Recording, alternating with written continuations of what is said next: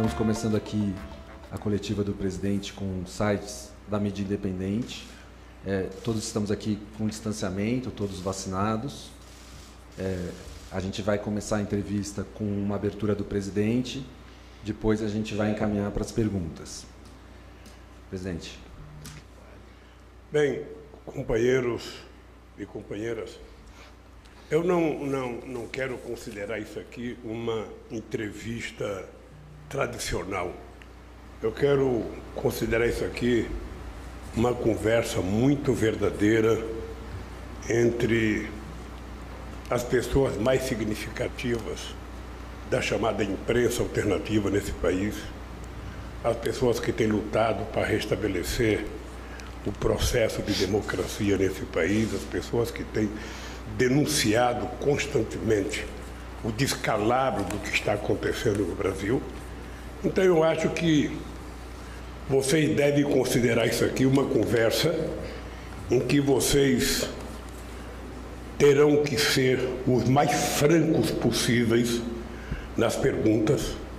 Não existe veto, não existe censura, não tem pergunta ruim.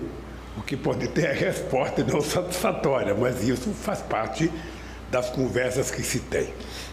Eu queria começar dizendo para vocês que, depois de toda a nossa participação no processo da reconstrução democrática desse país, durante os anos 70, os anos 80, depois das diretas, depois da Constituinte, depois da eleição do primeiro presidente, depois do golpe militar, eu não imaginava que a gente tivesse um retrocesso político na questão da democracia, na questão dos direitos humanos, na questão do direito dos trabalhadores, na questão dos valores de uma sociedade como a gente está tendo agora. Não imaginava.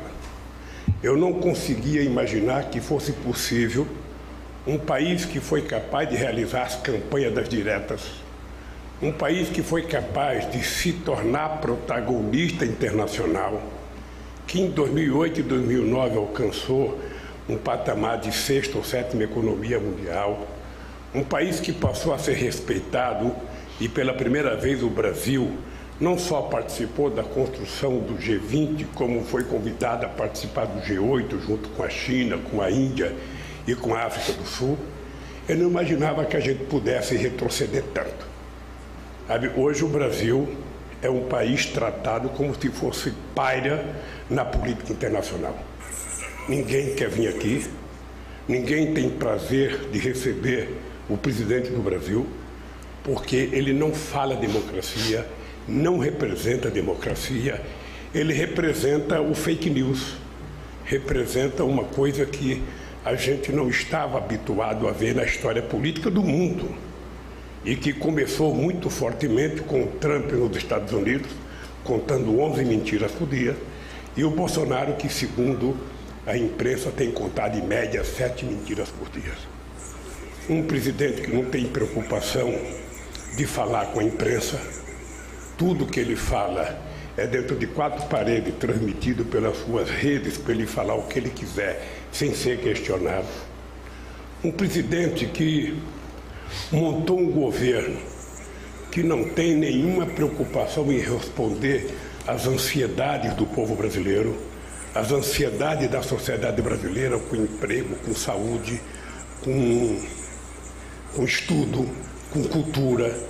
Ou seja, um presidente que não respeita os valores elementares da democracia, não respeita negros, não respeita sindicalistas, não respeita pequenos produtores rurais, não respeita, a preservação ambiental, não respeita a relação internacional, não respeita 621 mil vítimas, do Covid-19. Você não tem um gesto dele de carinho com as pessoas que sofreram Covid.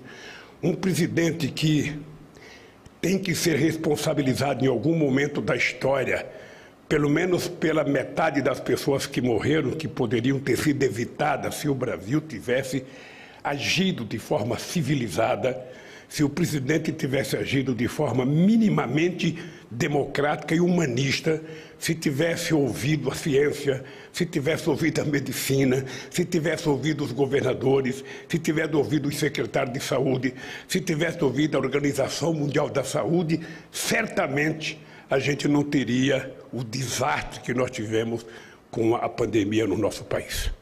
Obviamente que todos nós sabemos que não é um governo que vai conseguir acabar com a pandemia. O papel do governo é organizar a sociedade com aquilo que ela tem de especialidade, com aquilo que ela tem de acúmulo de conhecimento científico, para que ela possa minimizar o sofrimento causado por uma pandemia que é mundial. E ele fez questão de destratar tudo aquilo que era possível ser feito, inclusive na escolha dos seus ministros da saúde. Eu nunca vi gente para tratar a doença, para tratar do sofrimento dos outros, para tratar inclusive com crianças. Eu nunca vi gente com tanto descalabro, com tanta falta de humanismo, com tanta falta de afeto, como a gente viu nesses últimos dias. Ou seja, você falar de fazer uma consulta para saber se vai dar vacina nas crianças é uma coisa tão absurda num país que é um país que se tornou respeitado no mundo pela cultura de vacinação que nós aplicamos nesse país, abolindo várias doenças que agora começam a voltar. Então, ou seja, esse é um momento muito delicado, além do desemprego, além da queda do salário, sabe? Além do ferimento, do desrespeito às instituições, e depois uma coisa grave, um presidente que foi eleito dizendo que era preciso abolir a velha política. Eu não conheço na história da República Brasileira, desde Marechal Deodoro da Fonseca, um presidente tão submisso ao Congresso Nacional como está o Bolsonaro hoje. Mas não é submisso a um Congresso Nacional democrático, a um Congresso Nacional que pensa o Brasil desenvolvido, que pensa um Brasil estudado, que pensa um Brasil evoluído. Não. É submisso àquilo que tem de mais atrasado na política brasileira, a ponto de subordinar o orçamento que deve ser dirigido pelo governo federal a um senador eleito por um partido político da base do governo. Ou seja, isso nunca tinha acontecido no Brasil. Eu poderia pegar o Nassif aqui como o mais experiente de todos nós aqui na cobertura da política para dizer que eu nunca tinha visto, num regime presidencialista, deputados e senadores ter mais influência nas decisões dos investimentos do Estado, sabe, do que o governo federal. Então, assim, é um descalabro. É um país que está sem governo, é um país que não tem orientação para absolutamente nada. Não cuidou do Enem, não cuidou do SISU, não cuidou do ProUni, não cuidou do REUNI, não cuidou do FIES, sabe? Não cuidou do crescimento econômico, não cuidou da indústria, não cuidou do comércio, não cuidou das exportações. Ou seja, você não sabe para que existe governo. É o primeiro momento na história desse país que você não sabe para que existe o governo. Ele não discute nenhum assunto relevante à sociedade brasileira, a não ser discutir os processos de tentar evitar julgamento e investigação da sua própria família, a tentar evitar, sabe, o julgamento do resultado da CPI, que é muito grave o que aconteceu nesse país. Ou seja, então, diante dessa situação, que eu estou aqui me colocando à disposição de vocês, eu tenho dito, embora muitos de vocês não acreditem, que eu ainda não estou candidato a presidente, porque eu vou ter que esperar um tempo para tomar essa decisão. Mas veja, não existe possibilidade de nós não fazermos o sacrifício que for necessário fazer e o esforço que for necessário fazer para a gente recuperar a democracia do Brasil. É preciso que a gente recupere a democracia para que a gente possa colocar a desigualdade na ordem do dia como prioridade de um governo e não colocar como prioridade o teto de gasto.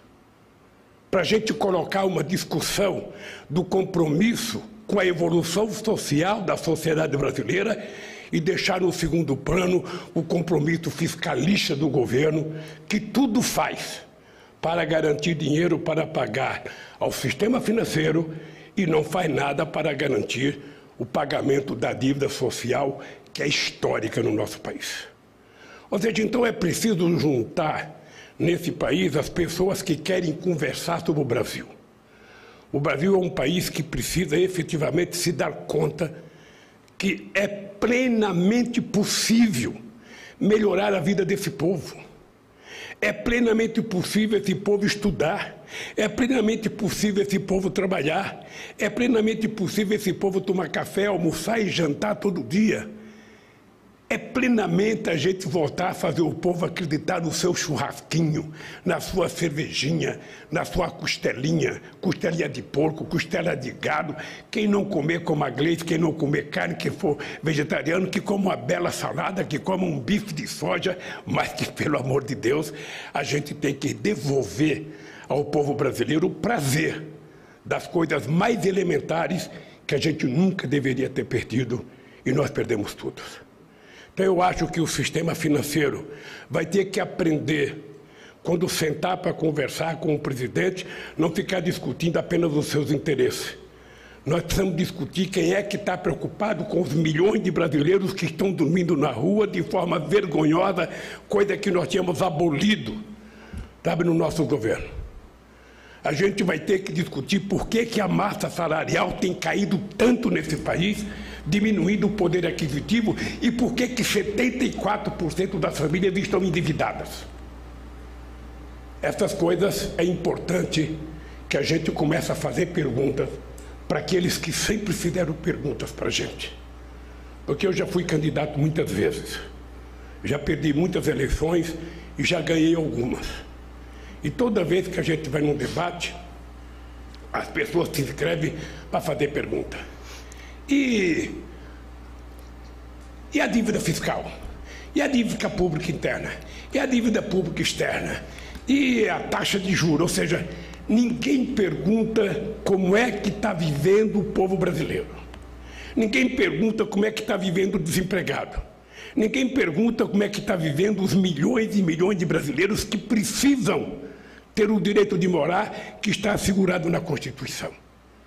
Então, eu quero dizer para vocês que o dia que eu tomar a decisão, só tem sentido eu tomar a decisão, e eu tenho falado para Gleisi Hoffmann, se eu tiver um compromisso de fé. Um compromisso de fé. Eu não posso querer ser presidente da República para resolver o problema do sistema financeiro, para resolver o problema dos empresários, para resolver o problema daqueles que ficaram mais ricos na pandemia. Só tem uma razão de eu ser candidato a presidente da República.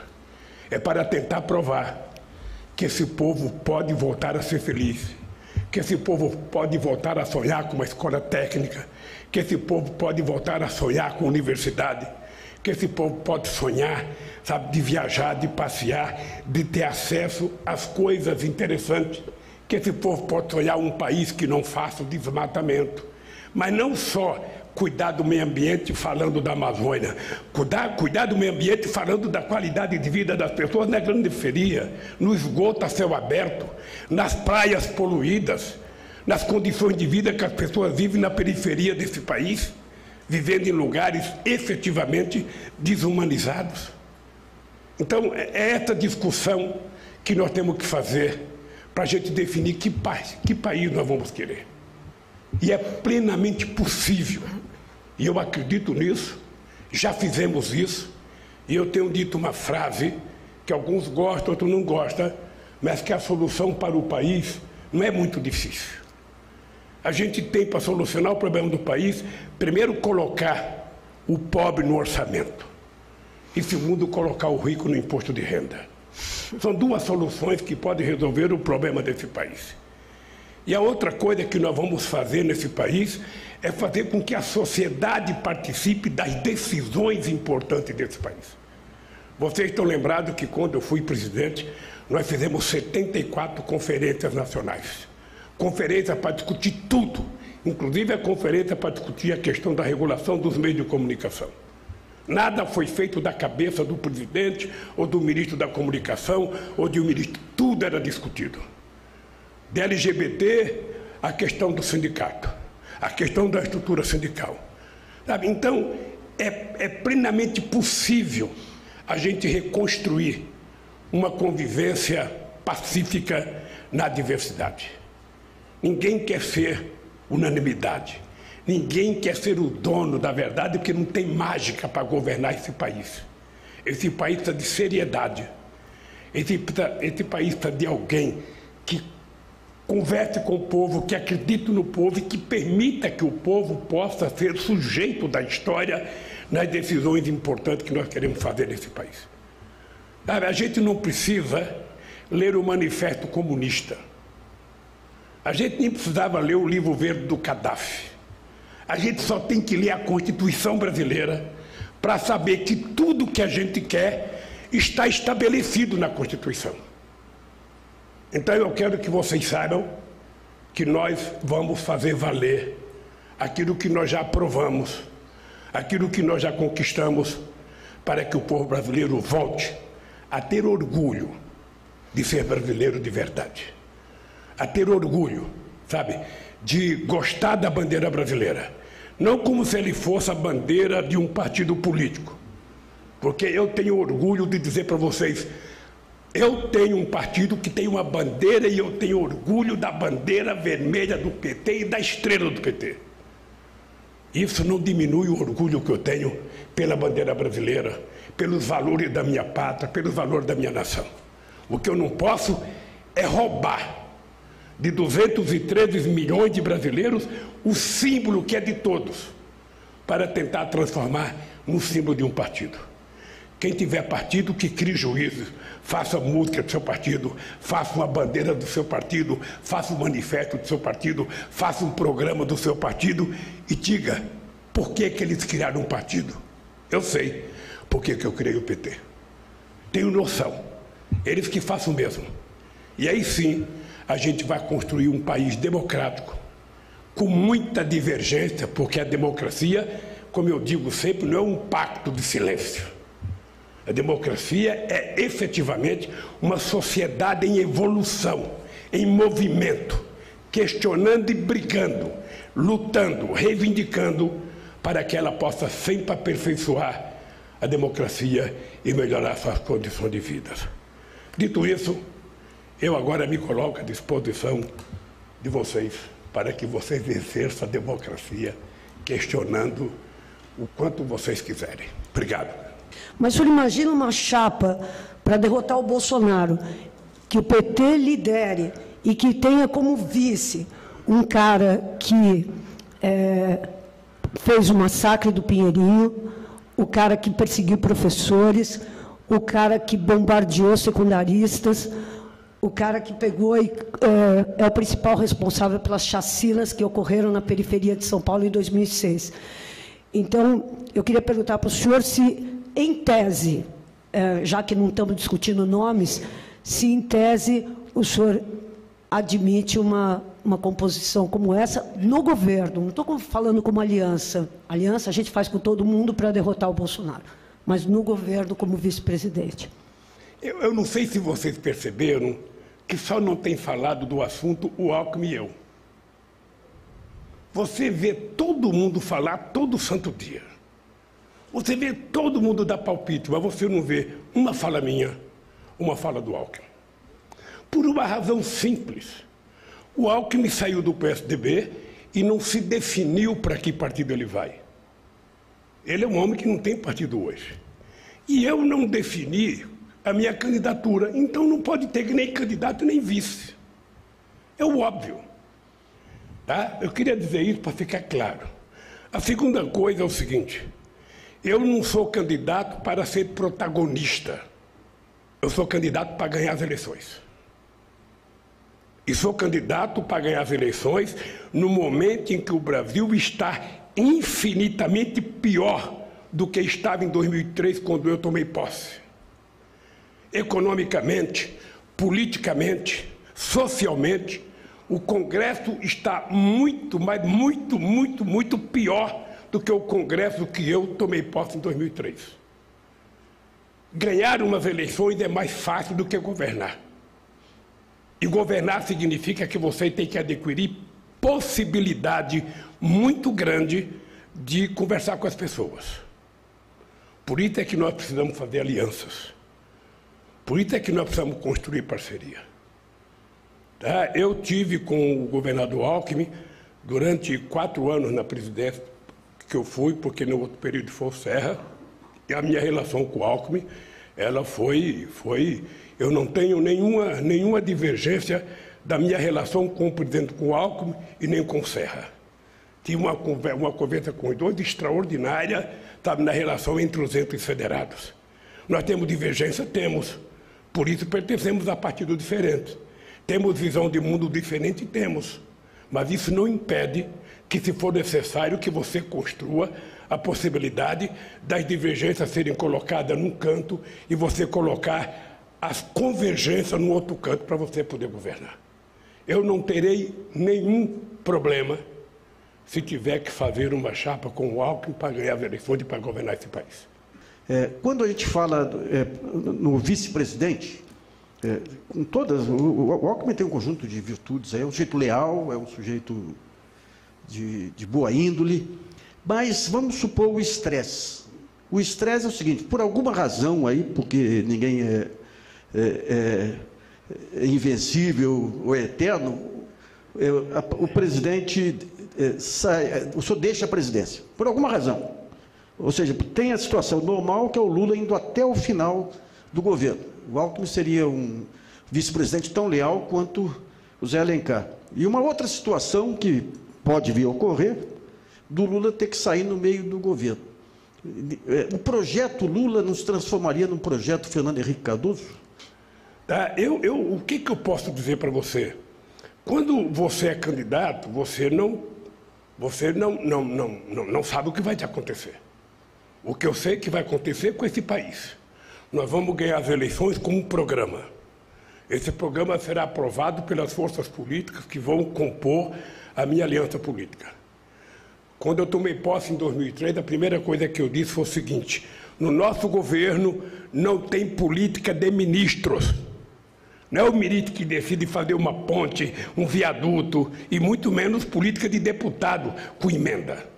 No nosso governo, a política será definida pelo governo. Tudo será de todos. E vai ser assim. Então, veja, como eu acho que não vai me acontecer nada, porque eu tenho um compromisso, e acho que Deus vai me ajudar a viver 120 anos, porque já nasceu o cara que vai viver 120 anos, e eu fico pensando que pode ser eu, né? Então, eu não penso no pior, eu penso no melhor. Eu penso que eu vou ser eleito presidente se eu for candidato, penso que nós vamos governar esse país e penso que nós vamos recuperar a alma desse país para o povo brasileiro, o orgulho de ser brasileiro. Queria saber como o senhor avalia que os Estados Unidos vão se comportar frente a um processo eleitoral em que, a julgar por hoje, as chances são de que saia do Planalto o presidente que for mais submisso, mais subserviente aos Estados Unidos na história do Brasil, e entre um presidente que, como disse o seu biógrafo Fernando Moraes, saiu da prisão muito mais anti-imperialista. Veja, agora, eu acho que muitas coisas que acontecem no Brasil dependem menos da ingerência dos Estados Unidos e depende mais do complexo de vira-lata da elite brasileira. É ela que permite, é ela que muitas vezes chama esses golpes que você citou para dentro do Brasil. Porque é assim historicamente. É assim historicamente. Quando se dizia, sabe, que os Estados Unidos tinham participação no golpe de 64, todo mundo que dizia isso era chamado de conspirador. Você acredita em conspiração? Você acredita nisso? Aí vem a informação, o telefonema do embaixador americano recebendo ordem do presidente Kennedy para fazer o que tinha que fazer aqui no Brasil. Então, nós temos fita, nós temos vídeo de procurador americano festejando a minha prisão. Nós temos dados e informações do procurador da Suíça, fazendo toda a canalice que fez.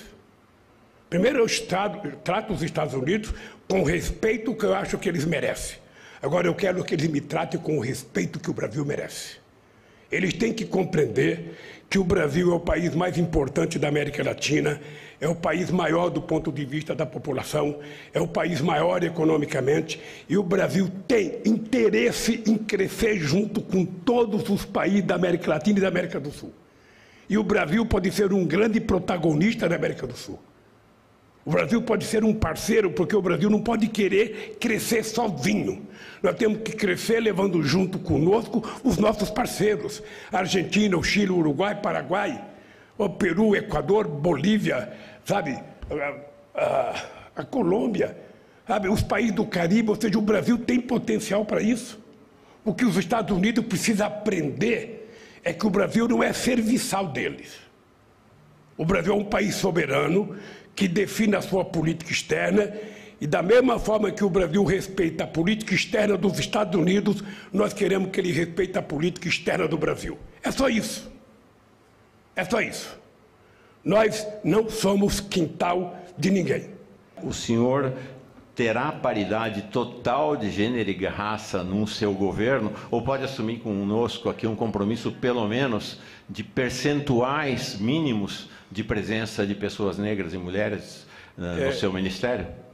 Essa é uma das razões que eu dizia em 2018 que gostaria de votar à presidência da República, porque era preciso a gente fazer coisas que a gente não tinha feito. Tá?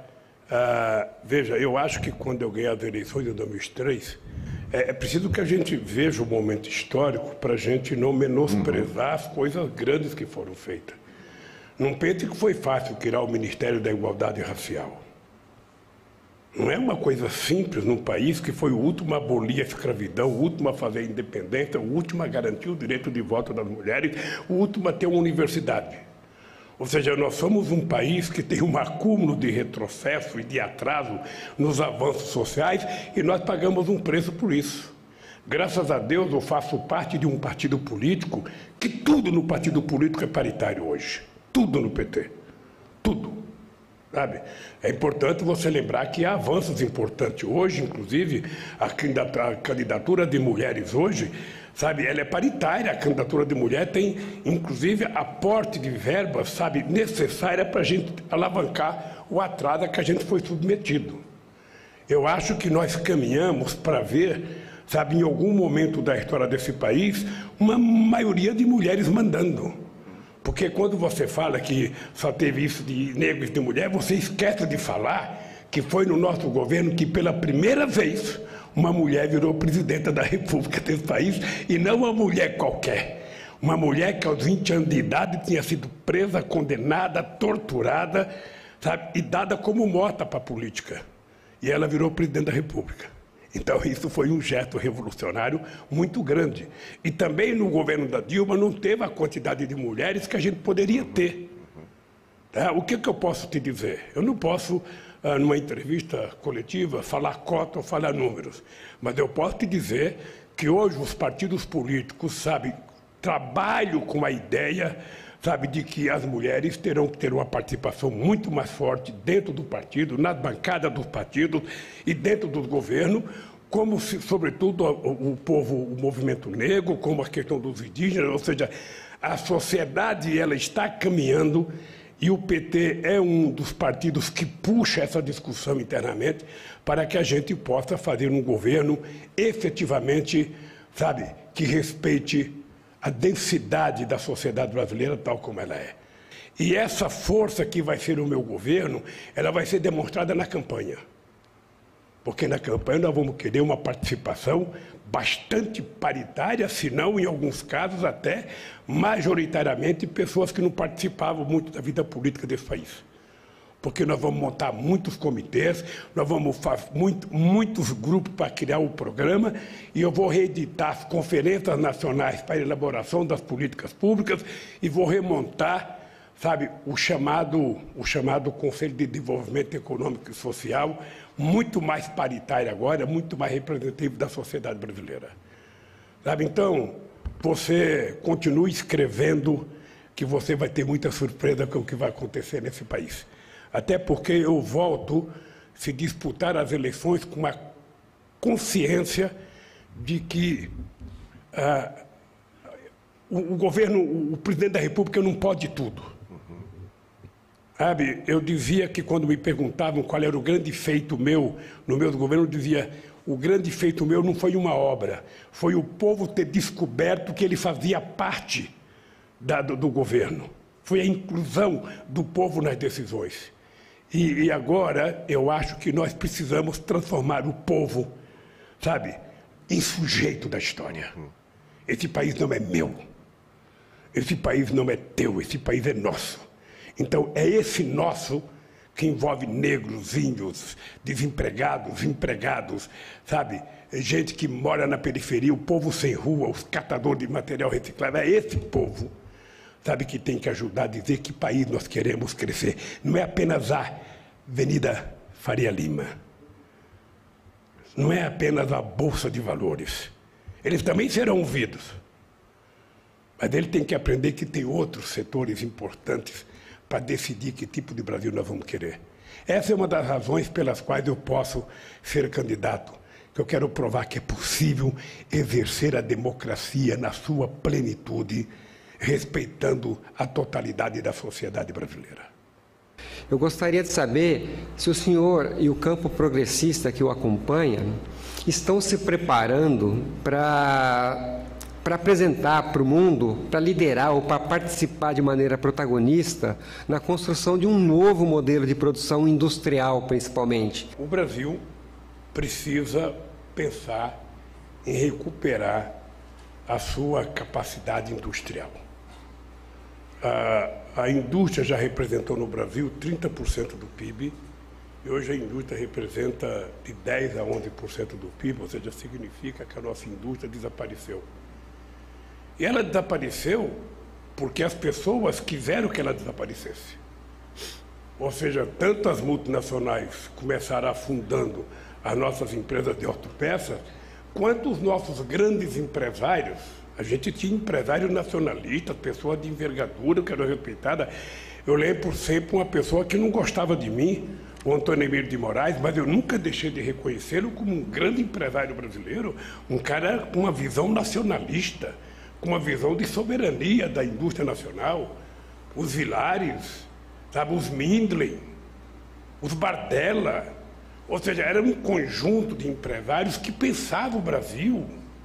Eles tinham uma noção nacional. Sabe? Isso acabou.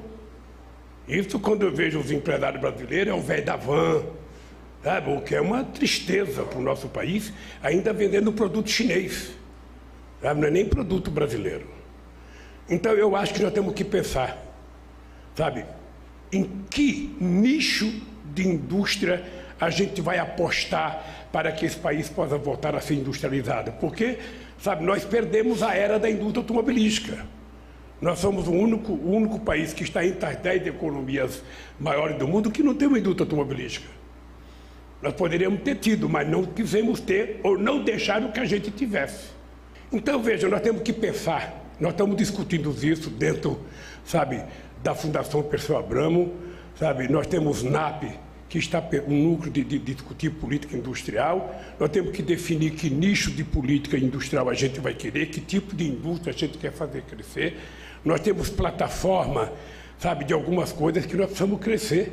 O Brasil é um país que era o terceiro produtor de avião do mundo. A terceira indústria de aviação do mundo era a brasileira, a Embraer, que embora a aviônica fosse importada dos Estados Unidos, mas a gente tinha uma participação no mercado respeitável.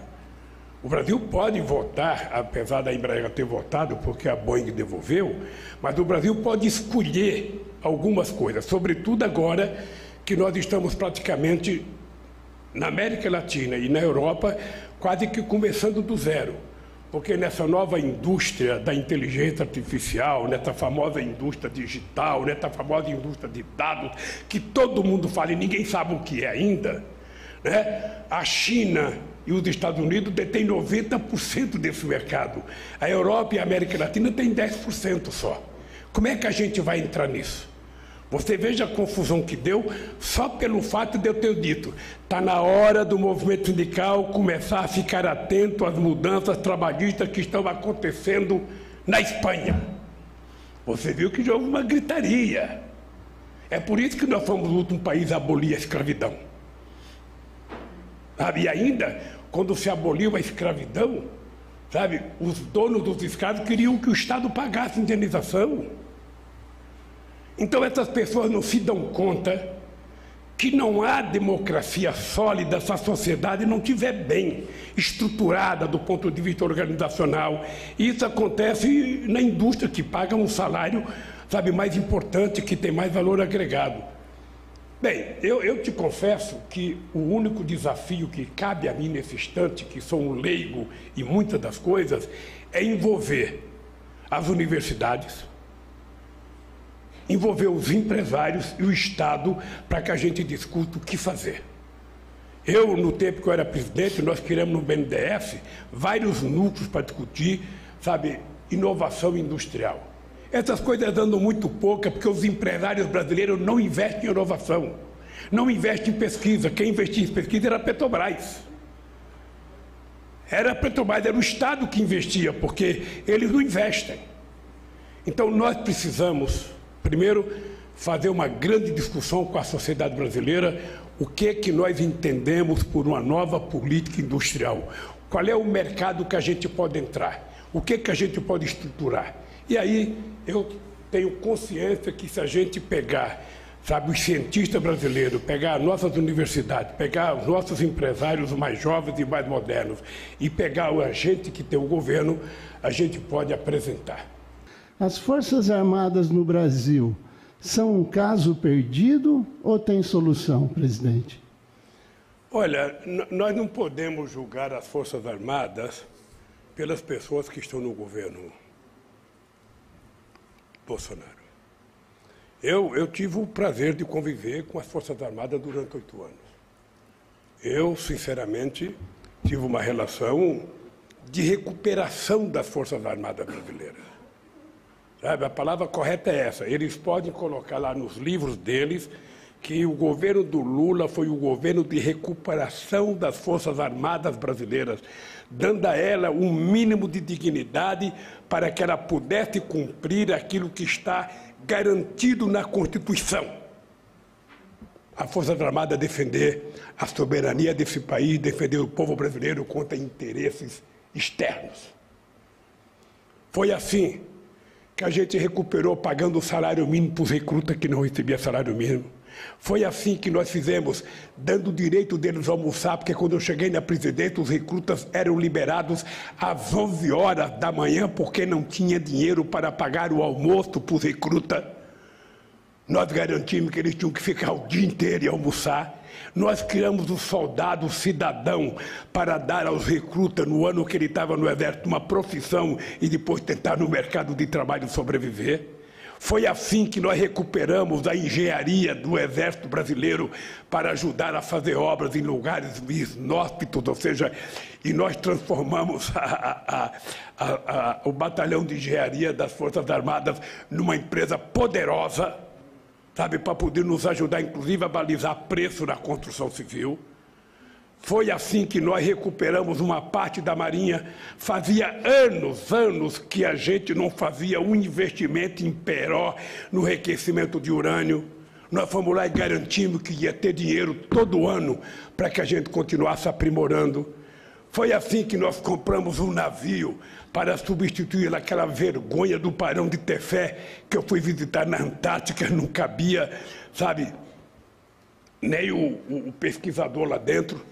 Eu fiquei com vergonha de ver o tamanho, de ver a pequenez de um navio que eu admirava quando eu via a televisão falar, o Barão de Tefé, não sei das contas, eu achava que era uma coisa grande. Resolvemos comprar navio.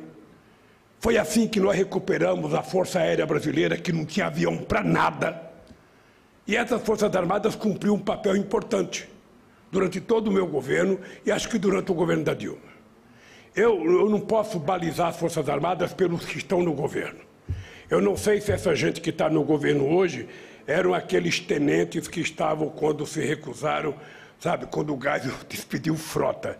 Eu não sei se eles faziam parte dessa turma, sabe, mas essa gente não representa as Forças Armadas. Eu estou convencido, por isso que eu não me preocupo muito quando se fala das Forças Armadas, ou seja, que você tem um grupo de aproveitadores hoje. O Pazuello jamais poderia ser general com a formação que ele tem, com a grosseria que ele tem, com a ignorância que ele tem. Não pode um homem daquele chegar a general. Dizer que ele pensou em ir na CPI de farda porque ele seria mais respeitado. As Forças Armadas precisam compreender que não é a farda que mostra o caráter, é a formação deles. É os interesses de defender a soberania nacional. Então eu trabalho com a certeza absoluta, sabe, de que as Forças Armadas não é isso. As Forças Armadas tem gente preocupada com o Brasil, tem gente preocupada com o desenvolvimento do Brasil, tem gente preocupada com a soberania brasileira, tem gente preocupada com a independência do Brasil. E é essas Forças Armadas que nós queremos, sabe, que prevaleça no Brasil. Eu gostaria de saber do senhor como o senhor recebe essas críticas que são feitas até dentro do PT, essa possibilidade de uma possível aliança com o Alckmin ou com alguém mais à direita do senhor, e se o senhor avançar nessas conversas com o Alckmin, ou se chegar a um acordo com alguém mais à direita do senhor, se para esse acordo isso envolveria negociar pautas como essa que eu citei, questões programáticas defendidas pelo PT. Eu não estou procurando uma aliança ideológica. Sabe, eu não estou procurando uma aliança apenas para ganhar as eleições. Eu estou procurando construir um conjunto de alianças com forças políticas para me ajudarem a fazer a transformação que nós precisamos fazer no Brasil, inclusive se a gente quiser aprovar uma reforma tributária. Eu até não gosto de utilizar a palavra reforma tributária, porque eu já utilizei dezenas de vezes, a gente não consegue fazer. Não sei se o Nassif se lembra, mas em 2007 eu mandei para o Congresso Nacional uma proposta de reforma tributária que teve o apoio dos 27 governadores de estados, o governador Hélio Serra em São Paulo, que teve o apoio de todos os líderes partidários, que teve o apoio das 27 federações de indústria do Brasil, que teve o apoio de todas as centrais sindicais, e quando chegou no Congresso ela não andou. Porque tem sempre aquele, como o Jânio Quadros chamava, o inimigo, tem uma força oculta que não deixa a política tributária andar. Então, eu estou convencido que é assim, a gente vai precisar, sabe, mudar muita coisa nesse país. A relação com o Congresso Nacional, ela não pode ser uma relação promíscua, ela tem que ser uma relação civilizada, como acontece em vários países do mundo. Sabe, nós temos que mostrar o que é preciso para reconstruir esse país. Se você não pode fazer uma reforma tributária complexa, você pode fazer mudanças de ponto na reforma tributária. Sabe, por exemplo, vamos definir que quem vive de dividendos pague imposto de renda. Vamos definir que quem ganha até 5 salários mínimos não paga imposto de renda. Nós temos que definir algumas coisas para dar mais sustentabilidade aos de baixo e para dar mais compromisso com o Brasil, com os de cima. Isso, dito assim, parece difícil, mas eu acho que se a gente sentar para conversar e a gente construir uma força política, eu tenho conversado muito com o PSD do Kassab. Tenho conversado com o Kassab, ou seja, é bem possível que a gente possa construir alguma coisa junto. É bem possível. É bem possível que a gente possa construir o Paulinho da Força Sindical com solidariedade, nós estamos construindo. Nós precisamos construir uma força política capaz de dar sustentação nas mudanças que nós precisamos fazer. O movimento sindical brasileiro, ele não quer uma reforma da estrutura sindical para voltar a ser o que era. Nada, eles querem construir uma coisa nova. E uma coisa nova, a Espanha está dando um exemplo. É a participação do Estado, dos empresários e dos trabalhadores. É isso. É a sociedade encontrando soluções para os seus problemas. E isso eu tenho certeza que qualquer pessoa que vier a ser vice vai contribuir para que a gente faça isso. Você se esquece que o Zé Alencar era um empresário que tinha uma empresa com 17 mil trabalhadores. Que ele tinha sido presidente da Federação das Indústrias de Minas Gerais. Que ele tinha sido vice-presidente da CNI. E o Zé Alencar tinha uma visão social altamente moderna, altamente contributiva. E é isso que um vice vai ter que ter num governo meu. Eu não vou escolher um vice para o vice ser contra. Ah, eu quero um vice que seja contra eu. Não. Ninguém faz isso.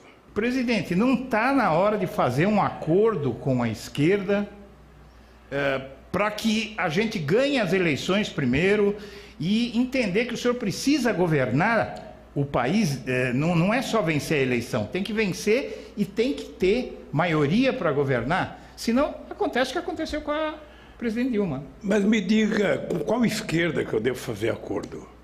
Porque o PT é o maior partido de esquerda da América Latina. O PSB se diz de esquerda, nós estamos trabalhando junto. O PSOL, nós estamos trabalhando junto. Qual é a esquerda que você vislumbra que está fora disso e descontente para não poder conversar? Está dentro do PT. Mas o PT não é problema. O PT é um partido político. O PT, as pessoas têm o prazer e o direito de dirigir até que o PT decida. E quando o PT decidir, não tem esquerda nem direita, tem uma posição partidária. E eu queria te dizer, Eduardo, que o Brasil de 2023 será um Brasil, sabe, muito, muito, muito mais destruído do que o Brasil de 2003. Vai precisar de muito mais conversa, de muito mais paciência, de muito mais habilidade para você reconstruir esse país. Porque se fosse fácil reconstruir no grito, já estava resolvido. Eu vou chamar o povo para a rua e vamos fazer. Você sabe que não acontece. Não acontece.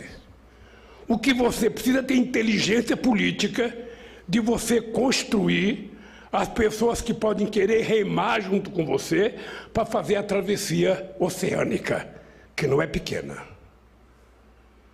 Tentando evitar que morra a quantidade de gente que morria no tempo dos navios negreiros. Sabe, tentar fazer a travessia sem perder ninguém e fazendo com que esse país volte a sonhar. A construção de um país novo, com ideias novas, em que a questão ambiental esteja na frente, que a questão do emprego esteja na frente, de que, sabe, a capacidade distributiva desse país esteja na frente. Um país que coloca a desigualdade, nós temos que ficar indignados. Uma coisa que eu fico indignado é a gente perder a capacidade de se dignar. Esse país não está tendo vacinação para criança. Esse país não está tendo material para fazer teste. Esse país não está tendo máscara. Tem gente utilizando máscara de pano que não protege nada. Essa daqui protege. Mas quantos podem utilizar uma dessa que está custando 4 ou 5 reais? Tem gente utilizando máscara de pano achando que está protegendo. Ora, esse país que não tem testagem para a sua população, que a prefeitura não tem dinheiro para testagem, tem um presidente da República que gasta 600 mil reais num avião para trazer um médico da Bahamas para dizer que ele não sabe comer camarão. Não vai ser fácil a reconstrução do país, Eduardo. Não vai ser fácil. E eu estou te dizendo uma coisa, eu sou o único que, se for candidato e ganhar as eleições, eu não posso chegar lá e falar, olha, companheiros, sabe, eu pensei que ia fazer isso, porém, entretanto, eu não tenho que utilizar a palavra nem porém, nem entretanto. Se eu entrar, é para fazer as coisas diferentes nesse país. É isso que o povo tem expectativa. O povo quer mudança de verdade. O povo está com esperança. O povo sabe o que é viver bem. Ninguém acostuma com coisa ruim. Sabe, você não vê ninguém sonhar, você não vê ninguém ter aspiração de morar numa favela. Ninguém tem aspiração de morar numa palafita. Ninguém tem aspiração de ficar sem comer. A aspiração das pessoas é evoluir. As pessoas não são peão de fábrica porque escolheram, é porque não tem profissão. Se tivesse, eles não seriam peão de fábrica. As pessoas estão catando material reciclável porque não tiveram chance de estudar para ser outra coisa. Então, o que nós temos é que atender essa aspiração da sociedade. uma aspiração de uma sociedade evoluída a dormir razoavelmente bem. Você acha que alguém tem a aspiração de dormir num quartinho de 2x2, onde ali se cozinha, ali se faz as suas necessidades fisiológicas, ali se faz sexo, com 10, 12 pessoas dormindo no mesmo quarto? Eduardo, eu morei num quarto de cozinha com 13 pessoas. Então, eu tenho consciência o que esse povo está passando. Então, eu não posso mentir. Eu não posso ganhar os 76 anos e falar, gente, olha, eu ganhei, mas não dá para fazer as coisas. Desculpa, eu tenho que atender o mercado. Eu preciso atender a Faria Lima. Eu preciso ter responsabilidade fiscal. Eu preciso manter teto de gasto. E o teto de comida? E o teto de emprego? E o teto de salário? E o teto de saúde? Quem é que vai devolver para esse povo? Então, meu caro, é esse cidadão que acaba de ficar emocionado, que quer ser presidente. E se for, é para mudar. Não é para continuar a mesmice. E por isso, companheiros, é o seguinte, eu sei o que vocês fizeram quando eu estava preso. Eu hoje assisto menos vocês do que eu assistia quando eu estava na cadeia. Eu passava o dia vendo vocês. Sabe, todo mundo. Todo mundo. Cansei de ver muitos de vocês, então... Eu sei a força que vocês deram. Eu sei a força de um lado a Globo, a Veja, o SBT, a Record, a Bandeirante, a Folha, o Estadão, o Globo, colocando a cara desse santo de barro chamado Moro, como se fosse herói nacional. E vocês, os blogueiros sujos, como eles chamavam vocês, sabe, defendendo... sabe, a mim defendendo a minha causa e a vigília lá no Paraná. Então, é esse país que nós temos que mudar. E a verdade é essa, para mudar, você tem que ter um compromisso. Eu quero que todo mundo saiba, eu não quero mentir para ninguém. Só tem sentido eu voltar a ser presidente desse país se eu tiver um compromisso de que as pessoas vão viver dignamente nesse país. De que o meu compromisso é garantir que as pessoas tenham um prato de feijão e arroz no almoço, com bife acebolado, com ovo, no almoço e na janta, que tem um café com pão com manteiga. Que as pessoas consigam ter uma casinha digna. Assim, não for para fazer isso, então, Lulinha, é melhor pede a conta e vai embora. Deixar a Gleice livre, para indicar outro. É para fazer esse país que eu preciso construir uma relação política mais ampla do que o PT. E não mais à esquerda, mas ao centro. E, se for o caso, até com setores, sabe, de centro-direita. E eu ainda quero conversar com mais gente. Sabe, eu quero conversar com, sabe, independentemente das pessoas serem de direita ideologicamente, eu quero saber humanamente como é que essa pessoa pensa. Porque tem gente que é conservadora do ponto de vista ideológico, mas tem uma visão humana mais digna. Sabe? Então, essa gente toda precisa estar junto para a gente recuperar esse país. Não vai ser uma tarefa fácil. Tá? Uma coisa eu tenho, que é uma relação internacional muito boa. Graças a Deus, nós construímos no nosso governo uma relação forte, muito respeitosa. E isso eu acho que é uma coisa que vai nos ajudar a poder dar um salto de qualidade. Dá para contar com, num futuro governo, uma política de tolerância zero do seu governo, espero que seja o seu governo, uma política de tolerância zero com o genocídio negro e com as invasões de terras indígenas e quilombolas por esses agentes aí do agronegócio e da mineração? Olha, bem curto e não grosso, bem curto e rápido. Eu acho que dá para contar com a ideia de que nós vamos fazer o que for possível e impossível para que a gente definitivamente, sabe, evite o genocídio do povo negro na periferia desse país e do povo pobre como um todo. E a questão indígena está muito ligada à questão ambiental. Ou seja, nós precisamos efetivamente ter a coragem de dizer que os índios não são intrusos. Nós é que somos os intrusos. e que nós precisamos garantir para eles o direito de viver dignamente. Sabe? Isso nós vamos ter que fazer. Já fizemos uma vez e vamos fazer. Porque é importante a gente lembrar como que era o nosso tratamento quando a gente foi governo na questão indígena. E certamente a gente precisa ter consciência que para garantir essas coisas que você pediu, nós precisamos mudar o papel do Estado. Tá? Porque quando a gente fala em violência, ô Laura, a gente pensa na polícia. Sabe? Aí não tem solução. Tá? Porque mais violência, mais polícia, mais violência. O problema é que a violência ela é originária, na minha opinião, da ausência do Estado no cumprimento das suas obrigações com a comunidade. Se o Estado não está lá gerando emprego, se o Estado não está lá cuidando de água, cuidando de educação, cuidando de saúde, cuidando de lazer, cuidando de cultura, sabe? E o Estado só aparece lá com a polícia de vez em quando, aí não tem solução. Então é preciso que a gente discuta o papel do Estado no cumprimento das suas funções sociais com a sociedade brasileira.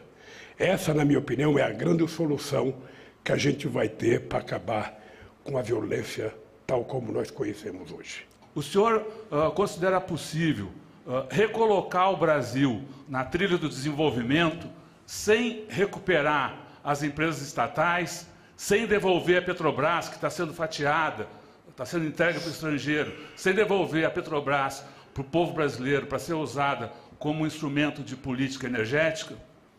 É importante que as pessoas sérias nesse país ou no mundo, que estejam preocupadas com a construção do novo mundo, ao tentarem comprar empresas públicas brasileiras privatizadas, levem em conta que a gente vai mudar de governo e que a gente vai rediscutir esse assunto. Porque eu sou daqueles que defendo um Estado forte. O Estado forte não significa um Estado autoritário, porque eu não quero um Estado autoritário. Eu quero um Estado forte, aquele Estado que seja capaz de induzir o desenvolvimento do país. Um Estado que tenha força de cobrar impostos daqueles que ganham mais para fazer investimento em desenvolvimento industrial. Todo mundo sabe que quando teve a crise mais aguda, eu era favorável a expandir a base monetária para que a gente pudesse ter um projeto de desenvolvimento nesse país. Sabe, o que a gente não pode é continuar mais um século dizendo que a gente não pode crescer, que a gente não pode se desenvolver porque o país não cresce. O país só vai crescer se o Estado quiser que cresça. Não é que o Estado pode tudo, o Estado pode ser o indutor. O Estado pode convencer empresários, o Estado pode ter linha de crédito de longo prazo para fazer obra de infraestrutura. O BNDES tem que voltar a funcionar para o desenvolvimento, o Banco do Brasil, a Caixa Econômica Federal. É para isso que serve o Estado. Então eu quero que as pessoas saibam que esse ser humano que vos fala defende um Estado, que tenha força para ser indutor de políticas públicas na área social e políticas públicas na área do desenvolvimento. Vou fazer uma campanha leve, uma campanha simpática, não vou fazer jogo rasteiro, não vou ficar respondendo mentira do Bolsonaro, não vou dar importância para o boneco de barro chamado Moro. Não vou dar, eu vou tentar fazer uma campanha conversando com o povo brasileiro. Quem quiser mentir, quem quiser ofender, pode fazer. A minha campanha será no mais alto nível, como foram as outras que eu fiz. Porque se você fizer uma campanha em baixo nível, você vai governar em baixo nível. Então, de coração, muito obrigado a vocês, muito obrigado por tudo que vocês representam para mim. É muito mais do que vocês possam imaginar.